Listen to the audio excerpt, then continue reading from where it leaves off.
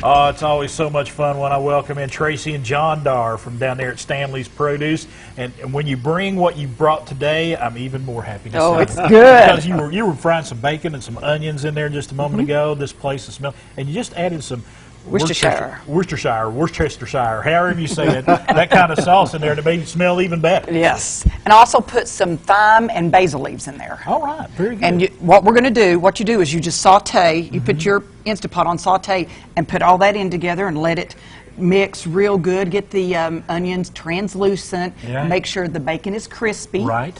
And after you do all that, then you take it off saute, and then you're going to add all your other ingredients and put it on cook. Well, before we get any further into this, what we're doing is black bean and bacon soup. And this, you said you've been making this for like a couple, 3 days now. So. Yes. Stacy and I went to a restaurant last week, and we had black bean soup, and it was so good. And I was like, I can do this. I can make this. So she was like, save me some if you make it. So I did. I went home and I started working on it, and oh man, I've had it every day. Every day? Every day. So you have found the recipe. You're showing us the recipe. Yes. So you got the bacon, you got the onions, you got the Worcestershire sauce in there. So what else are we going to put in there? Okay, we're going to put, you can use dry beans or canned black beans. Right. I'm using canned black beans, but if you do that, you've got to drain them. Kind of cuts down on the time a little bit. Yes. And it doesn't take away from the taste. Right.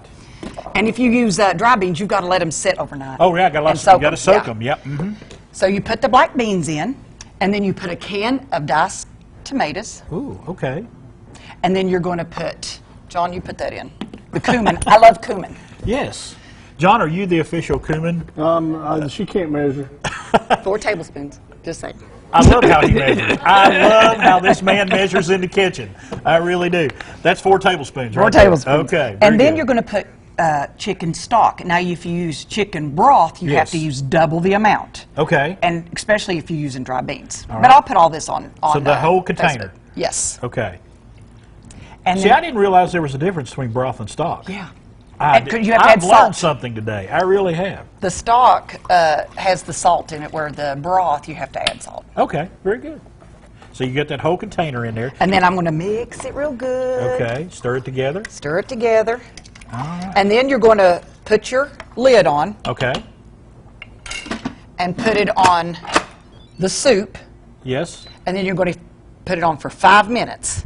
Now, if you were cooking this on a stovetop instead of an Instapot, would you have to cook it a lot longer? Or? No, it's not. I mean, it's basically 20 minutes. just getting it warmed through. See, because by the time your Instapot comes up to pressure and the 5 minutes, you've already been 30 minutes. Because sometimes Instapot, some will take 10 to 20 minutes to come to pressure. Right. It's according on what you've got. All right, but that Instapot's so handy in the kitchen. It really is. It is. And right here is the finished product, but we're going to come back here in a little bit and show you how we plate that up. We're going to talk more about everything they've got going on down there at Stanley's Produce. Y'all been burning some miles up here. Yes, we have. Been to Fort Myers and to Mobile. We're going to talk all about that. Talk a little pimento cheese, talk a little tomatoes, talk a little bacon and black bean soup. Y'all got it going on down there right now. Yes. All right. It is Stanley's Produce. They're located right down on West Market Street in Johnson City.